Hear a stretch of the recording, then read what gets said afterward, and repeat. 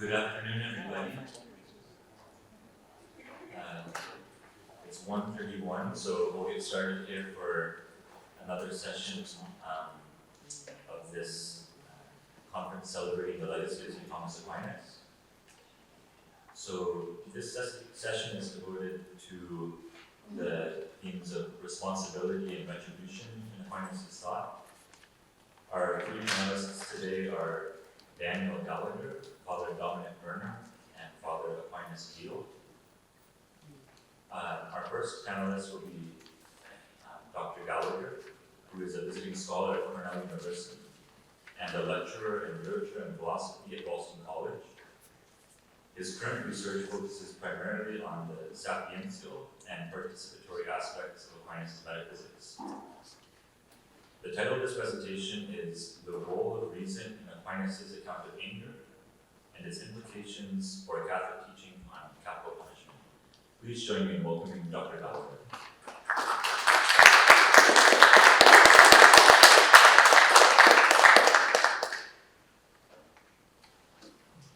Thank you, Chris, and thank you to all of you for coming this afternoon. Just by way of preliminary comments, first of all, I don't know if any are here, but to thank the organizers. This has been the most extraordinary Tuesday conference I've ever attended. I think many of you might share the same sentiment. It's really quite astounding what we've been able to do these days, and for that I'm so grateful to be part of it. Secondly, I mentioned to the two distinguished Dominican priors here that I may be the only person who has the distinct honor of actually sharing a panel with two Dominican priests, so I will do my best, but I certainly confess that I'll be depending on them for the rest of my life for insights that I've already gathered into the Doctoral. And then, perhaps most importantly, you'll notice that there is a handout here. I don't know if everyone has one. There are more copies back here. I see Mary, if you could come here. It's just an outline of the talk, but you will notice that I put the second half of the title in parentheses.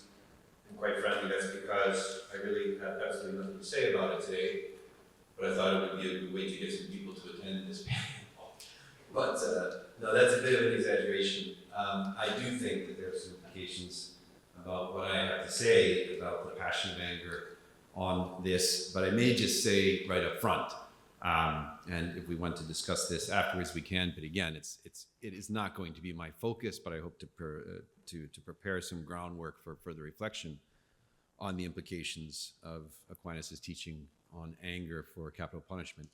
So let me just say that I, like I'm sure many, if not all of you, have had, first of all, I accept the Church's teaching, the current teaching on capital punishment. I've found it very difficult to try to articulate exactly how this is a development or a change or a combination of both or whatever it might be. But let me just say that in reading page after page after page of the Doctor Communis, that it may be that there's a new, let's say, a new instantiation of the kinds of texts we have to focus on. And this may be one of them. Okay, these texts may be one of them. I'm still working it out. But in other words, that we look to Thomas, I think, not just for what he would say about the specific topic at hand, whenever that might be, and in this case, capital punishment, but on what he says throughout the corpus on topics that would be central to understanding our faith and Catholic teaching. So, enough on that. But again, we can return to it if you like. Let me keep a timer here, because I know time is limited. So, there we go. So of the individual passions analyzed by Aquinas, anger, I think, may well be the most complex. Not in the sense that it is harder to understand, though that may be true, but in the sense that the passion itself is composed of several seemingly conflicting elements. It is complex because it entails both sadness and hope. Its object is a mixture of good and evil, and it involves both the irascible and the concupiscible appetites. This complexity of anger makes it one of the most interesting passions to analyze, but also one of the most elusive, particularly with regard to the role of reason. In this paper, I focus on the role of reason in anger, particularly with regard to the hope of vindication or punishment for a wrong committed, the spes puniendi. I wish to explore how and why the role of reason is markedly different with regard to anger in comparison with the other passions. Anger is reasonable in that it expects just punishment for a wrong received, but it hopes for this punishment imperfectly, and that it does not follow the role of reason in carrying out the vindication. In Aquinas' words, anger listens to reason, telling it that an injury has been done, but anger does not hear reason perfectly, sed non perfecte audit. Hence, there is an essential element of reason in anger, but anger apparently also entails some impediment to the correct use of reason. What I find most difficult to understand in reason's ambiguous role in the hope of vindication or punishment, the spes puniendi, which is an essential component of anger, ira, and helps to distinguish it from hate, odium. Of those many reasons for my puzzlement is Aquinas' use of the word punire here, which at times seems to refer, in this part of the Prima Secundae, at times seems to refer exclusively to punishment, and at other times to include, if not to mean primarily, a type of vindication that involves retributive justice. And I realize that this problem arises in several parts of the Thomistic corpus, and Aquinas makes several distinctions elsewhere that may tacitly underlie his discussion of anger in the Prima Secundae of the Summa.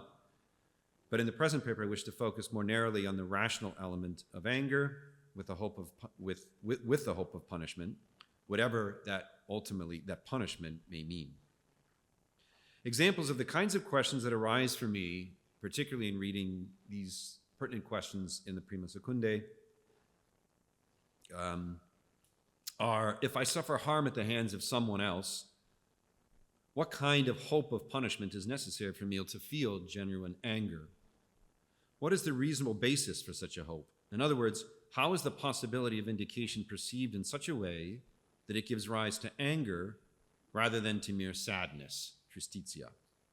If there is no reasonable hope for vindication, does my anger simply turn to hate, odium? The answer to that seems to be no. And what is the relationship between the perceived possibility of vindication and the actual possibility? These questions lead in turn to others about the very meaning of vindication that I've already alluded to, as it pertains to anger. If I am angry at someone for stealing $1,000 from me, does the hope for vindication consist simply in the restitution of the money, or does it consist in the thief's conviction and fulfillment of his jail sentence? Or is it that anger as a passion actually pertains to both of those in such a way that the passion is, because anger, as we'll see in a moment, there is no contrary passion to anger, it simply recedes. It's simply a cessation of anger. And could it be, in fact, that there are other factors that determine the kind of injustice that's been received, the way it's been received by the person who is the victim of the injustice in such a way that it's not the passion of anger that arises, but perhaps some other passion, or no passion at all, and simply a reliance on reason to determine, in fact, what is due to the person offended. In any case, let's say if the thief dies before a proper trial and for some reason there's no possibility that I will have my loss restored, what, if anything, does my spes puniendi consist in? Or, according to Aquinas' analysis, at what point does it finally yield to sadness, or tristitia? Okay, a further goal of the fuller version of this paper is to move from an understanding of ira on its own right to a deeper understanding of the role of reason in the passions more generally through this specific consideration of ira. The impetus for this study is that anger showcases the imperfect role of reason in the passions, even though the passions themselves are reasonable. In other words, ira clearly differs from the other passions in several respects, but a greater understanding of what makes ira special, I think, sheds light on the complexity of the other passions and the role of reason in them as well. Before we arrive at the specific treatment of anger, which really occurs in question 46 of the Prima Secundae, we encounter preliminary treatment of anger's specialness in question 23, where Thomas presents it as the one passion without a contrary, both in the sense that it has no more or less of a specific counter-passion, and in the sense that it has no contrariety between good and evil. Anger, Aquinas says, is caused by difficult evil already latent within it. In the presence of this evil, there are two possibilities. One, either the appetite has necessarily submitted and resigned itself to the evil in question, in which case the passion simply remains within the realm of sadness, tristitia, which is a concupiscible passion. Or two, it possesses a movement of trying to overcome or vindicate. Invadere is the verb that he uses here, to vindicate the evil that has caused the damage. Yet anger can have no motion to flee, since the evil that has caused the anger is either already present or has already passed. Hence, there cannot be some passion contrary to anger that would cause the subject either to approach or to retreat from the object. Similarly, there is no contrary passion to anger in the sense of good and evil. For opposed to the evil intrinsic to the object causing the anger is some achieved good, which cannot have the aspect, that is the ratio, of arduous or difficult. Nor is there any motion remaining after the achievement of this good, except for a satisfaction of the appetite in the good achieved, which pertains to joy, which in turn is a concupiscible passion. That is why the movement of anger cannot have a contrary movement. Its contrary is nothing but the cessation of the movement. Aquinas notes, he quotes Aristotle here, who says in the Rhetoric that to calm down is the opposite of growing angry.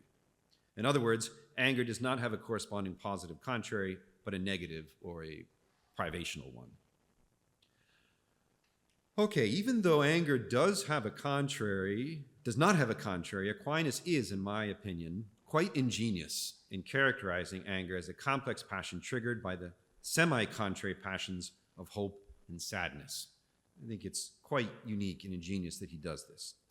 Hope is involved in anger insofar as the angry man hopes to be vindicated, the spes puniendi. And sadness is involved insofar as he has suffered an injustice. Aquinas specifies, however, that despite the mixture of these two passions, anger remains a special passion in itself. In other words, anger consists precisely in the confluence of the sadness of having been wronged and the hope of vengeance. I take this to mean that minus one of these components, anger is absent. That is to say that minus any hope of vengeance, what is experienced is sadness, not anger, and minus the sadness of having been wronged, the only possible contrary is joy. The joy, so it seems, of the certainty that vengeance has been or will be achieved. I think Peter King is right in taking the rising of anger from sadness and its termination in joy as a sign that Aquinas does not define the passions solely in terms of their causal role and psychological experience, as a functional theory does. Aquinas, rather, allows for a sharp distinction between the passions and their effects, so that causal connections among the passions are a matter of investigation rather than of analytical truth. I think that's quite insightful. This suggests that the complexity of anger is compounded by the complexity of the object, which, as Aquinas teaches, is neither purely good nor purely evil. Insofar as anger desires revenge, it desires something good, since vindication itself pertains to the good of justice. Moreover, anger involves hope, and hope involves pleasure, the respective objects of which are always good. Nevertheless, there is still an element of evil in anger, and this is because the apprehensive power, the vis apprehensiva, apprehends something in a twofold way. First, per modum incomplexi, as when we understand what a man is, and two, per modum complexi, as when we understand that white is in a man. The appetitive power can tend towards good and evil in both ways. On the one hand, it can tend by way of the simple and uncomplex, as when the appetite simply follows or adheres to a good or flees from an evil. We have examples, for example, desiderium et spes, delectatio, tristitia, and so on. And on the other hand, the appetitive power can tend by way of the complex, as when it is drawn towards something that includes a mixture of good and evil, or something regarding another person, or by tending towards this particular thing or fleeing from that particular thing. Such is the case with amor and odium, because we love another person to the extent that we wish him some good, and we hate another person to the extent that we wish him some evil. So anger is similar to love and hate in that it is ordered towards two objects. First, the vindication itself, which the angry person desires and hopes for as a certain good in which he takes delight. And second, the very person regarding whom the one who is angry seeks vindication, insofar as he regards that person as inimical and harmful. and thus considers him under a ratio mali. So with anger, the apprehensive power grasps something in a complex way such that the movement of anger tends toward two things, one of which is conceived as a good, namely the vindication, the other of which is conceived as evil, namely the person who harmed the angry person in the first place. Aquinas, however, also teaches that anger is different from love and hate in this way, twofold. First, whereas love and hate sometimes regard one object, as when I either love or hate wine simply, anger always regards two objects. Secondly, anger differs from love and hate in that, in the case of love, both objects are good, for the lover wishes the good of someone as something that will benefit him. In the case of hate, both the objects are bad, for the hater wishes something evil upon the hated person precisely because such a thing will bring him harm. But anger, as mentioned, regards one object as good, that is the vindication, as a matter of justice, and the other as evil, namely the harmful person regarding whom the angry person needs to be vindicated or wishes to be vindicated. Anger, therefore, is a passion composed in a certain way of contrary passions, all the while not having, as we've already seen in question 23, any corresponding passion contrary to itself. So, as a passion, anger is a movement of the sense appetite that follows upon apprehension and is accompanied by a change in the body. Let us remember that the passions of the irascible appetite will predominate over those of the concupiscible appetite whenever the acquisition of things suitable to the agent is threatened. So the most distinctive example that Aquinas uses are the soldiers of an army who forego food and water in order to engage in battle, so as to regain stolen land. And this is the example he uses of how the passions of the irascible appetite arise from the concupiscible appetite and terminate in them. In other words, once the soldiers have successfully won the battle, they may enjoy once more the fruit of the land required. Anger is unique in that it arises from the concupiscible appetite insofar as it is caused by sadness, and from the irascible insofar as it includes a hope for vindication. Anger itself, Aquinas says, is a passion of the irascible appetite, and that it seeks to overcome an obstacle that prevents the agent from acquiring what he perceives to be suitable to him. So to repeat, anger regards two objects, vindication and the person concerning whom vindication is sought, both of which Aquinas asserts involve a certain kind of arduousness. Okay, now I want to point out a few things that follow from this when it comes to anger and reason, ratio. The first thing to note is that Aquinas follows Aristotle's assertion that anger follows reason in a certain way. And Aquinas uses the word aliqualiter here. It is an appetite for vindication. Vindication brings a collatio of punishment needing to be inflicted upon someone because of a harm inflicted upon someone else. Since the inflicted person syllogizes, and this is the use of reason, that it is necessary to fight against such an offender, he gets angry right away. But Aquinas argues to confer and to syllogize are the same, they both belong to reason. Thus, anger is, in a certain way, in accord with reason. Okay, cum ratione. Let us take a closer look at what Aquinas means when he says cum ratione, cum with reason. An emotion can happen with regard to reason in one of two ways. In one way, it can occur with reason commanding, and in this way, willing is with reason. This is why a passion is called a rational appetite. In another way, a movement of the appetitive power can happen with reason denouncing. And this is the way reason stands with anger.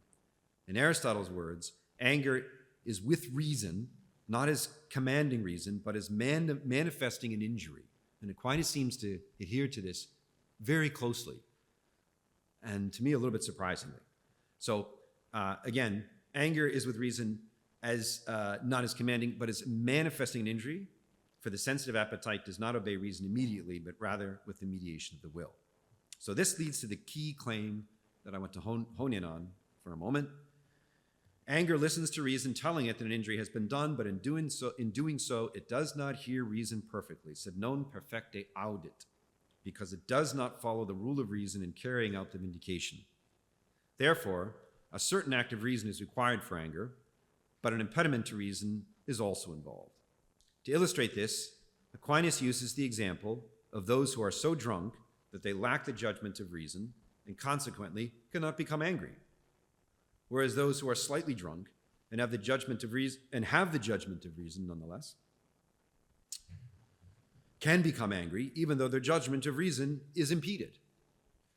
So although we don't have time here to dissect this example, it does seem to me the key example we would have to dissect to understand more fully Aquinas' view of how reason operates imperfectly in apprehending both the injustice that causes the anger and in determining the punishment due to the offender. Okay? For sake of time, I'm going to just allow you to review, if you want, the comparisons between anger and concupiscence, ira and concupiscentiae, and anger and hate. But they are important simply because oratio has a distinctive role in anger that is teased out even further by these two comparisons. But I'm keeping my eye on the clock, and so I'm going to skip ahead. Well, in fact, here, let me do this. Let me summarize here. So, with anger and concupiscence. In this comparison, what emerges is that, it's quite interesting, that for Aquinas, the distinctive feature of anger is the nature of the bodily reaction, okay, which he describes as choleric. And then determining that as something which is overcoming the person who becomes angry in a way that is not necessarily iracundia, because later on amongst the vices, Thomas does discuss iracundia, so this wrathfulness that can perhaps be a vice. And he uses ira there, sometimes in ways that seem actually interchangeable with iracundia.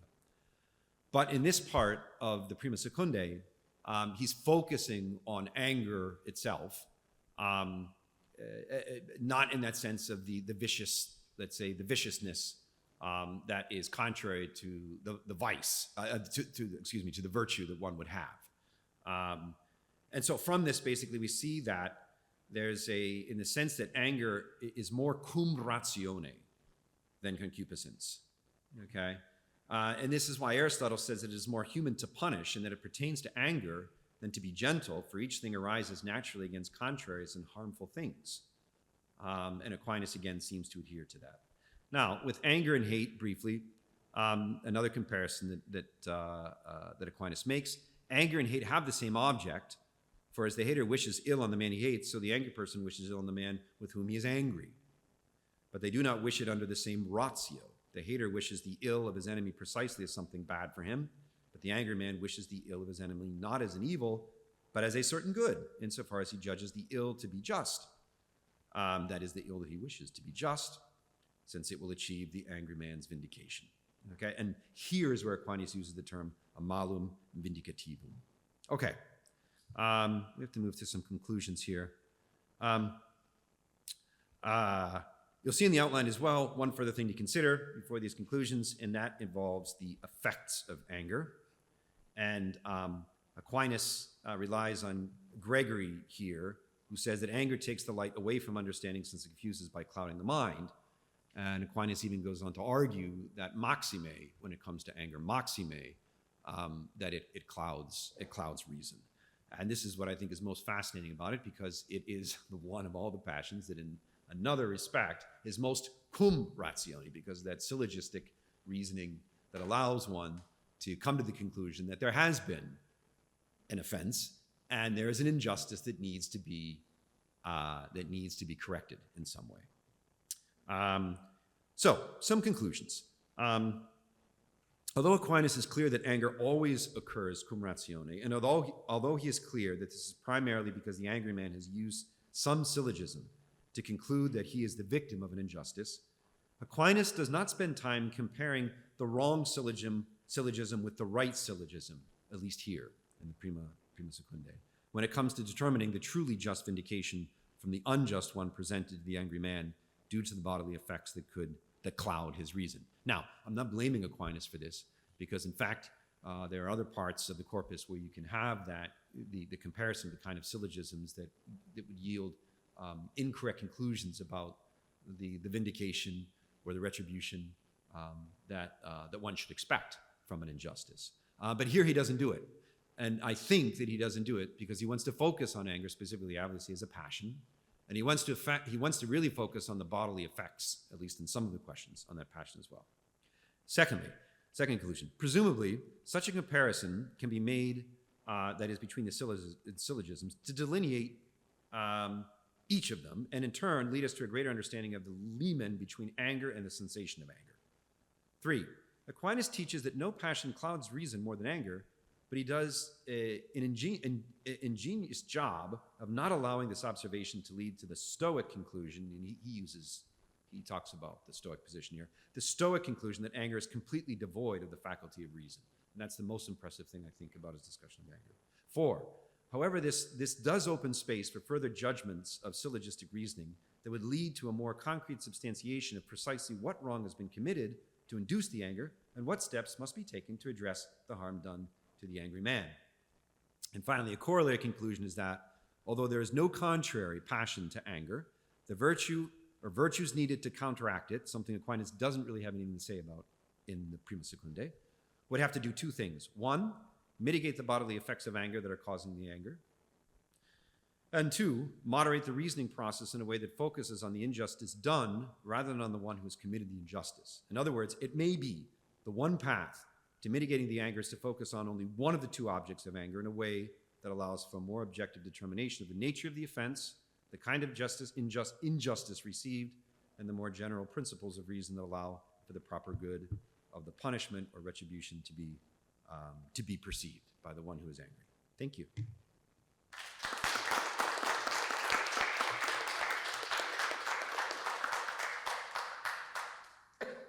We have time for a couple questions.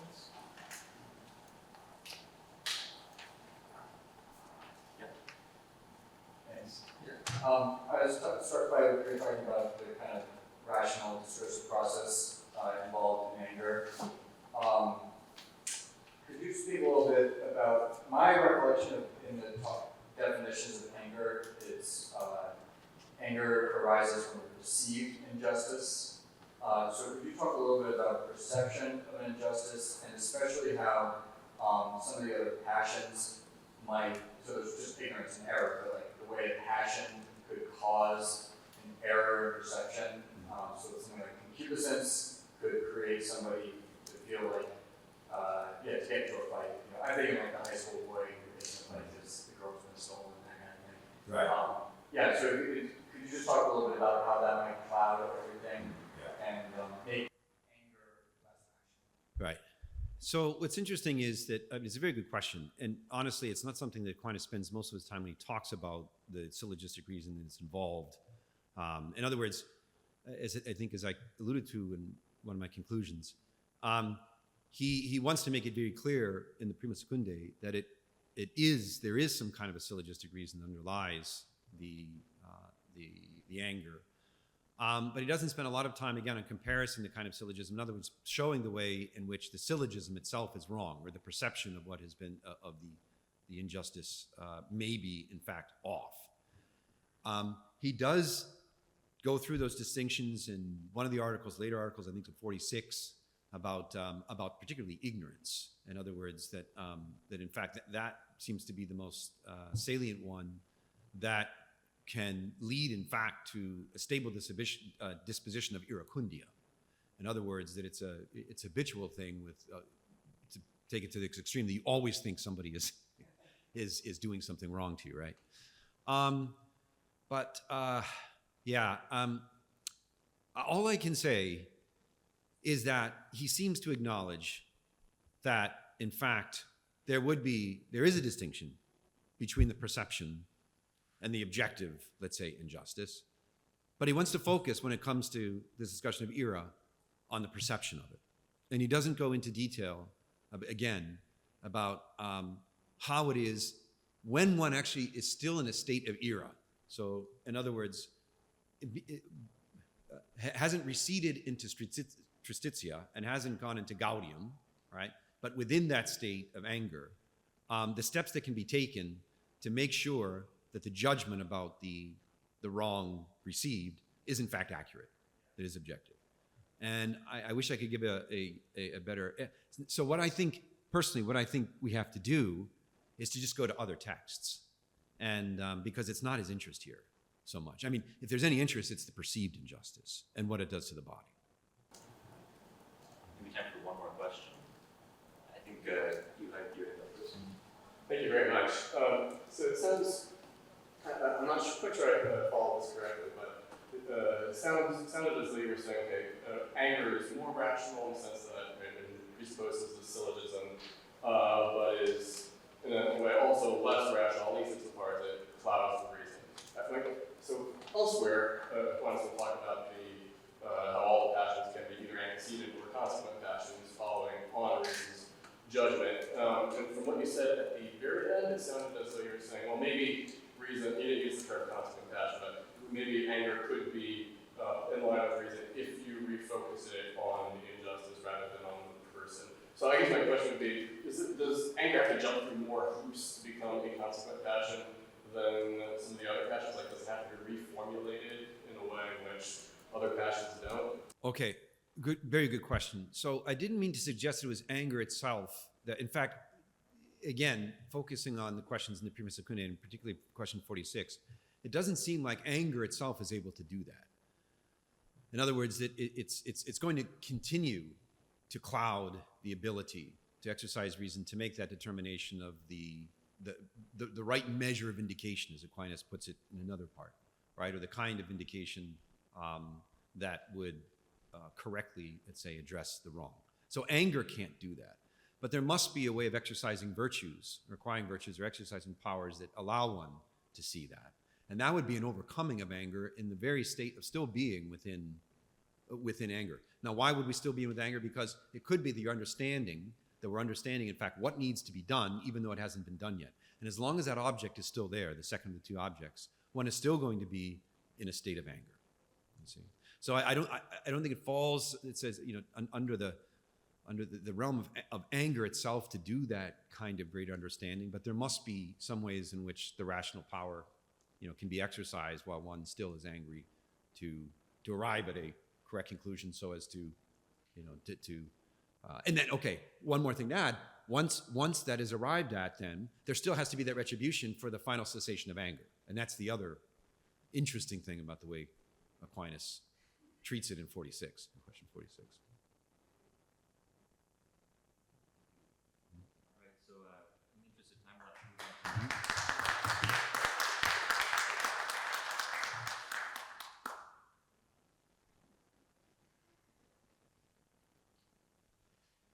So our next presenter is Father Dominic Werner, who is Assistant Professor of Theology at Providence College. His research and teaching interests especially concern Thomistic moral theory and the role that honor, friendship, and glory play in practical reason and the divine plan for beatitude. The title of his presentation is Honor and the Good of Retribution, How Reward and Punishment Rectify the Order of Justice. Oh, my mistake. That's okay. And you prefer? Yeah. Let's do that. Let's do that then. Thank you for the correction. Order is good in a panel like this. Okay, so our next presenter, in fact, is Father Aquinas Beale, a doctoral candidate in world religions, world church in the theology department at Notre Dame. His dissertation work centers on the accounts of sin in the Quran and late antique biblical interpretation, with a special focus on the question of individual versus corporate responsibility. The title of Father Aquinas' presentation is The Deeds of Our Fathers, Aquinas on Communal and Individual Responsibility for Sin. Please join me in welcoming him.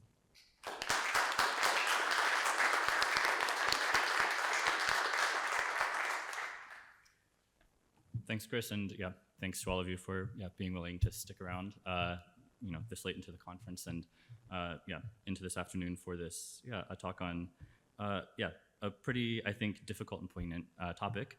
And as much as I'm tempted by, in light of my mistake, a sort of personal mistake of referring to St. Thomas as Aquinas in my title, which I usually try to avoid, I will not. I'll assure you that I will not be just giving my own hot takes on parental sin, but will in fact be trying to, at least give my hot takes on what St. Thomas says. But as Chris had mentioned, my current field of study is the Quran and late antiquity, so it's taken a bit for me to reorient myself back into mystic studies to sort of tackle this project. But the general topic is very relevant to my current project, and so I figured this conference was as good as any, as good an opportunity as any to see what St. Thomas has to say on this, and to use him as a way to just sort of orient myself within the Christian tradition on the topic of individual versus communal or corporate responsibility for sin. Now, the question of individual, this question is obviously relevant to many things that are being discussed and debated in the public sphere today. But my project is mainly going to be this afternoon historical and exegetical, so I won't be touching upon a lot of contemporary questions, at least not in this talk portion or this portion of my presentation. As far as the presentation goes, I'll focus on certain aspects and certain ways, aspects of Thomas's treatment of the question that I find interesting. So in 4 ways. So first, I'll look at the way that he reads sacred scripture in order to approach this problem. Secondly, I'll try to unpack.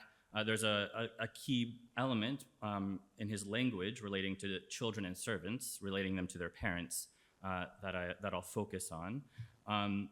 And then I'll turn to some of the more general cases that Thomas considers beyond parental sin. Most of his discussion focuses on the particular case of parental sin. And then finally, I'll conclude with a brief reflection, if I have time, on sort of divine providence, the mystery of divine providence that underlies Thomas's discussion. But I realize that for many of you, Thomas's thought on this question is probably not very familiar, so I'll just give a very brief outline of what he has to say. So, in answer to the question, do some people bear the sins of others, or bear responsibility or bear punishment for the sins of others? With respect to spiritual punishment, the answer is no. With respect to pena and culpa, as far as I understand Thomas, the answer is, again, no. With respect to suffering something like punishment because of someone else's actual sin, there Thomas is willing to say yes. Something like punishment is, in fact, can be said to be imputed upon children or other people due to other relations for the sins of others.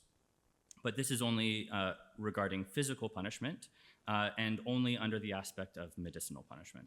And I'll touch upon some of these things later on in the talk, and I apologize if I repeat myself because I've given now this a brief outline, but I just wanted to sort of answer those parts of the questions now at the beginning before getting in.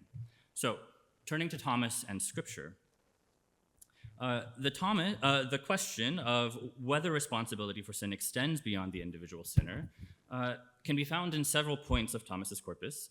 The texts with the most extensive considerations include the distinction 33 of Book 2 of the Sentences Commentary, questions 81 and 87 of the Prima Secundae, as well as question 108 on vengeance of the Secunda Secundae. And then finally, Article 8 of question 4 deals with this topic in the De Malo. Throughout these texts, Thomas turns to Scripture time and again when reflecting on whether an individual can bear the guilt or punishment on account of another's sin. But within these texts, there are 2 that recur the most frequently throughout the discussions. And these 2 texts, in fact, recur throughout much of the tradition up to Thomas. These texts being Exodus 20 and Ezekiel 18. As a reminder, in Exodus 20, verse 5, God says to Moses in the midst of the 10 Commandments, I, the Lord, your God, am a jealous God, inflicting punishment for their father's wickedness on the children of those who hate me, down to the 3rd and 4th generation. But in Ezekiel, chapter 18, verse 4, God says, through the prophet, all souls are mine. The soul of the Father is like the soul of the Son. Both are mine. Only the one who sins shall die. And later on in verse 28, he says, the Son shall not be charged with the guilt of his father, nor shall the Father be charged with the guilt of his Son. How to solve this problem of reading Ezekiel and Exodus together weighed upon much of the tradition, so much so that Peter Lombard makes sure to include it in his discussion of original sin and the sentences. In answering the question, Peter Lombard turns to Jerome's commentary on Ezekiel, who focuses on the phrase of those who hate me. And he takes this to mean that the Exodus passage is God punishing the children of sinners who in turn participate in the sins of their parents. And therefore God is both visiting the punishment of parents upon the children while also punishing the children for their own sins. So there is guilt that is in fact being punished. Such a solution was good enough for Albert, who simply rehearses Jerome's exegesis in his commentary on the sentences. But Thomas decides to go in a different direction, one that he'll continue to follow throughout his more mature works, including the Summa and the De Malo. And so while Thomas does affirm Jerome's exegesis in his replies to the objections, in his corpus, he draws upon possibly upon Augustine. He doesn't cite Augustine here, but he does cite Augustine's letter 250 to Auxilius in his other texts. And in his exegesis, Thomas focuses on Ezekiel's oracle in chapter 18 of Ezekiel, and focuses on verse 4, specifically, all souls belong to me, the focus on the soul. For Thomas, this focus, and following Augustine perhaps, this focus illustrates that God is speaking about in a different context from the Exodus. God is speaking about spiritual punishment in Ezekiel, whereas in Exodus, he's referring to temporal punishment. And on this basis, Thomas concludes that with regard to spiritual punishment, children belong to God, and therefore they will only bear responsibility for their own sins. But in the temporal and physical realm, God sometimes and in a certain way does appear to punish children for the sins of their parents. And now I'll sort of pause here, because as someone very much interested in biblical interpretation, I find this moment in Thomas's commentary to be quite interesting, as the comparison to Peter Lombard and to Albert can give us a deeper appreciation of how Thomas uses Scripture to think through these difficult problems. And although he may be drawing upon Augustine, Thomas nevertheless is willing to deviate from his teacher and the master on the basis of simply reading Scripture. And the ramifications of this decision but the ramifications for this decision in this particular case, and for this particular question at hand are significant, because it allows Thomas to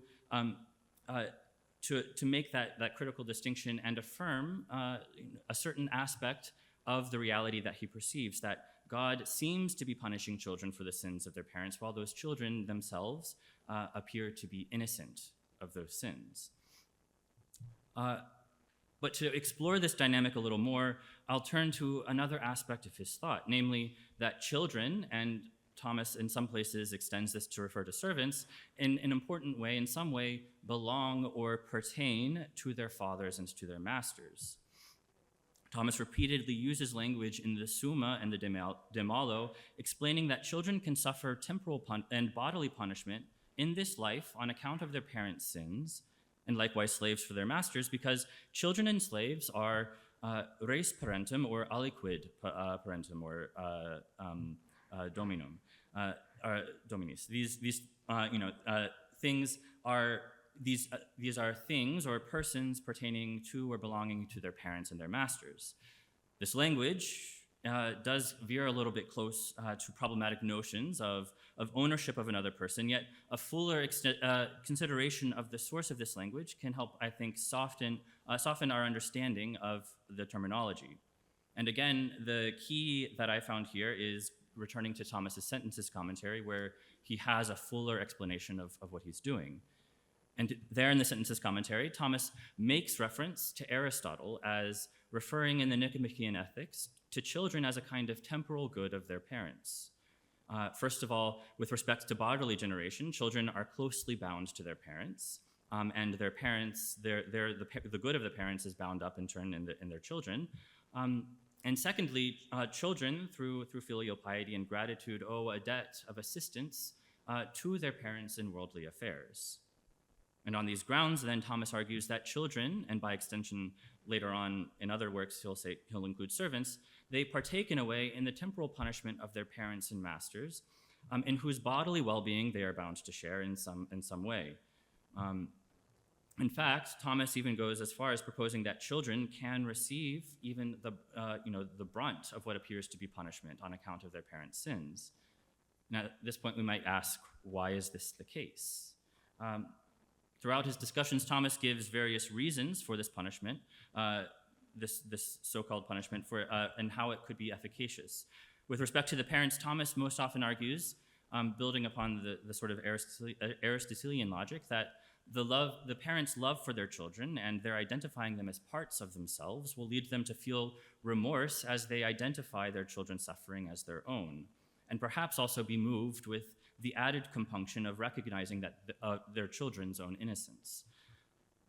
On the side of the children, Thomas proposes that the punishment is purely medicinal, and because of that, not properly speaking punishment at all, since it does not immediately act upon any debt of pena, but the pena resides in the parents, not in the children. Yet according to Thomas, this medicinal punishment is ordered to the child's good as the child's spiritual good, as it is ordered to helping them realize the error of their parents' actions, and thereby dissuading them from imitating them in their sins. Now, I take these reasons to be more reasons of fittingness that Thomas is using to give an account as to why, according to his interpretation of Scripture, God sometimes punishes children for the sins of their parents. And here it's important to recognize another distinction that Thomas makes regarding the judge who is competent in such matters. In answering an objection to question 108 of the Secunda Secundae, Thomas emphasizes that only God is able to punish otherwise innocent individuals because only, or seemingly punish otherwise seemingly innocent individuals, because only God is able to fully grasp what is expedient for the rectification of sinners and the preservation of the innocent.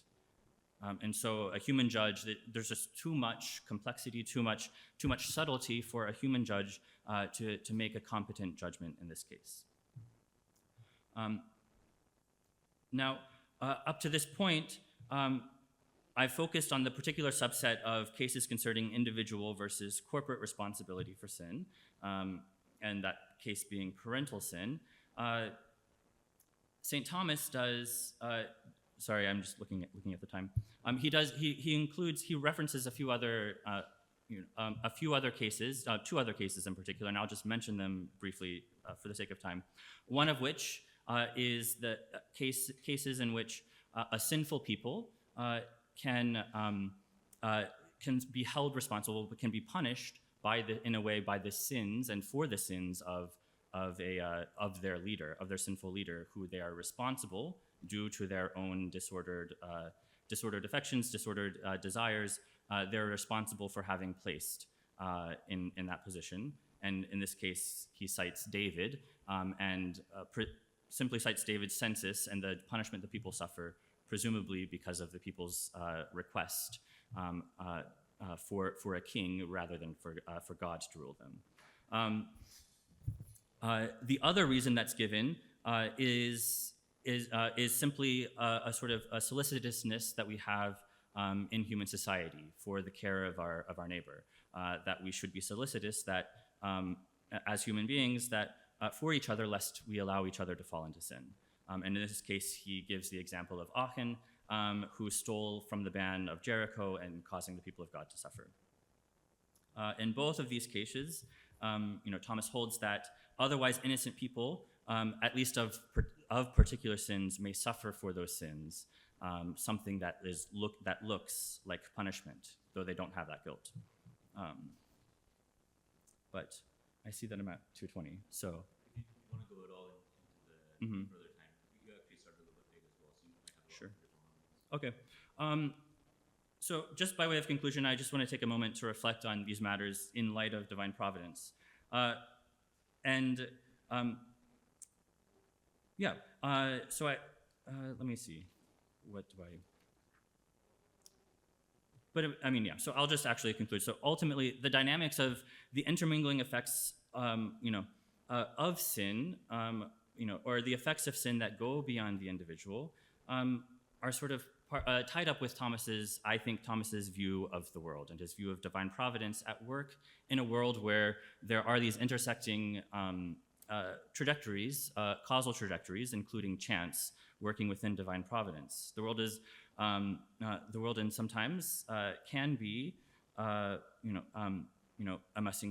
messy place. But for Thomas, that doesn't mean that our lives escape or somehow are pulled out of the realm of God's governance. In fact, throughout his discussion, Thomas is always convinced that regardless of the suffering of the innocent, regardless of how unjust that reality might be, he is convinced and upholds that God is always guiding,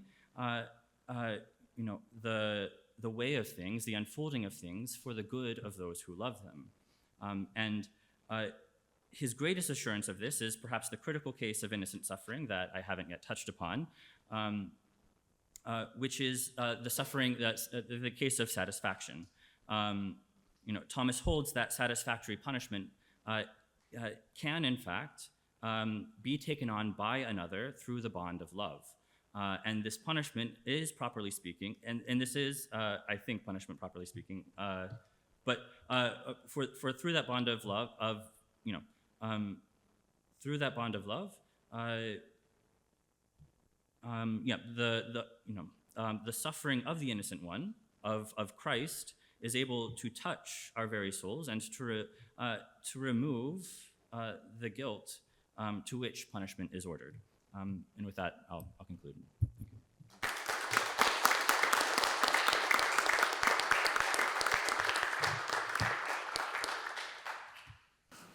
Alrighty, I'm open for questions.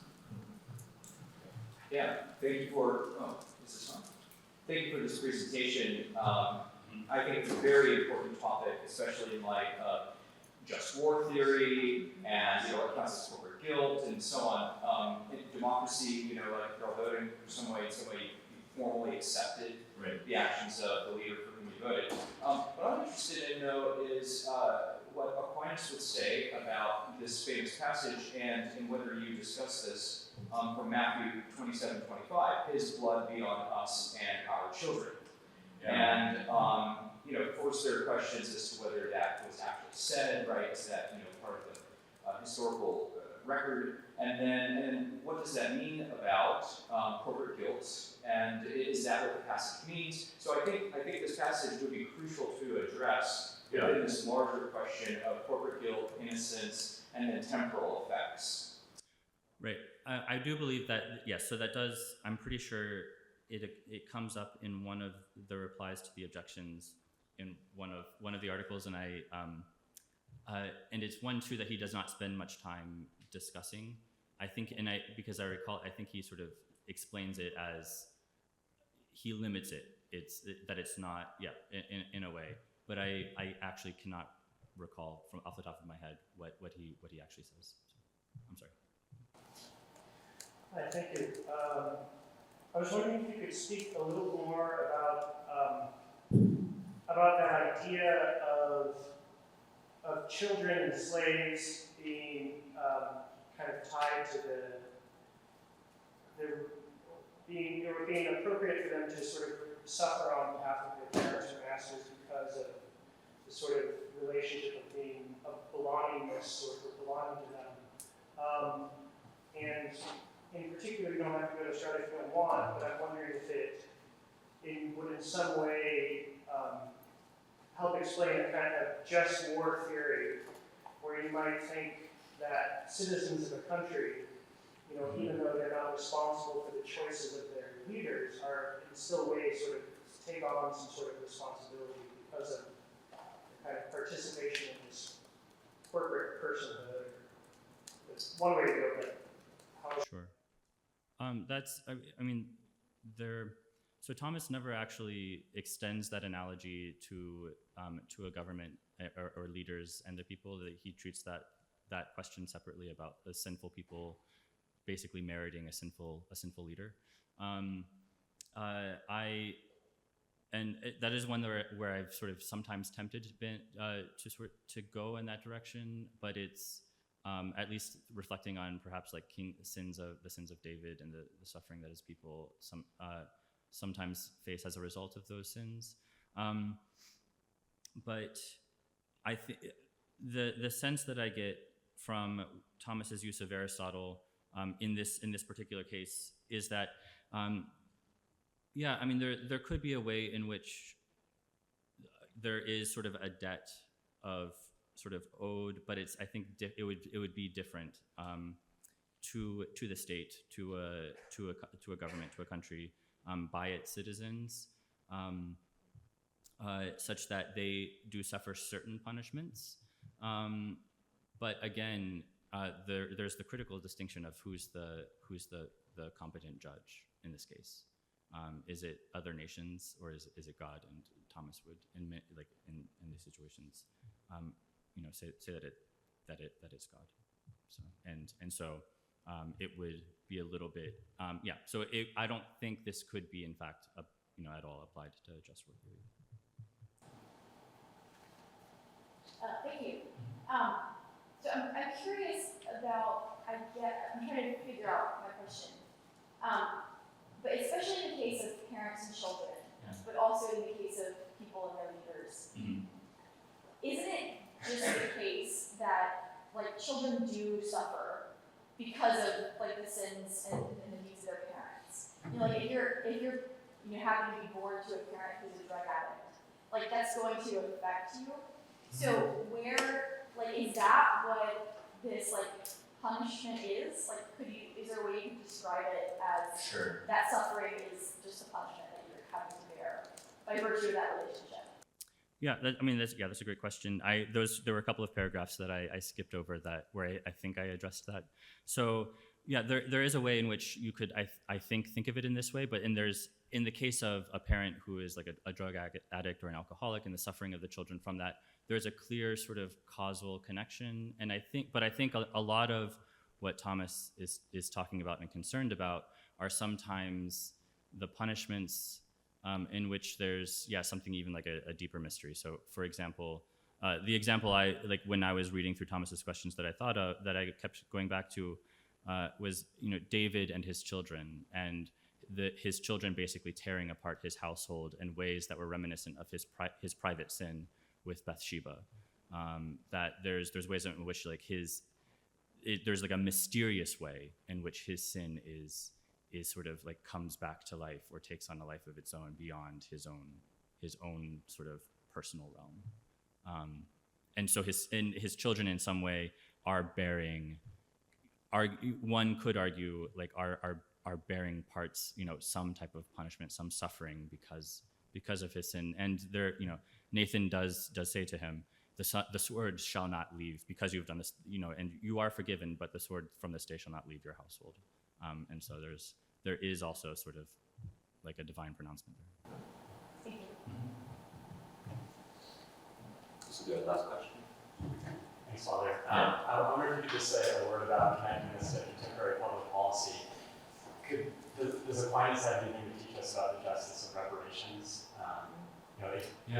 Specifically in the American context, reparations to descendants of slaves. Would that be a just response on society's behalf towards the descendants of someone who was a major injustice was committed? Yeah. So in terms of these questions, I don't think reparations. So I think there are ramifications. I think the fact that Thomas talks about that children are in some way and taken up with some type of responsibility, but in these particular questions, for several reasons, I don't think it would work. The most important of which is that it's actually the punishment is geared towards the pena of the parents, and they have to be living. And so Thomas does talk about why. So in talking about the third down to the third and fourth generation, he asks why the third and fourth generation, and his interpretation is because people can live to see the third and fourth generation. They can see their great grandchildren, and so God punishes down to that generation because people can see the ramification, because the people are still alive to see those punishments and therefore potentially amend their ways and repent. So the fact that, I mean, it's been so long, it's so complicated, and again, going back to the competent judge, but I do think it's important to recognize that yes, there's, we can, like Thomas does affirm in some way that there are these ramifications, and so it can perhaps move us to a greater sense of generosity on these questions, but or at least like having a greater sense of generosity in dealing with them. But, so. Thank you.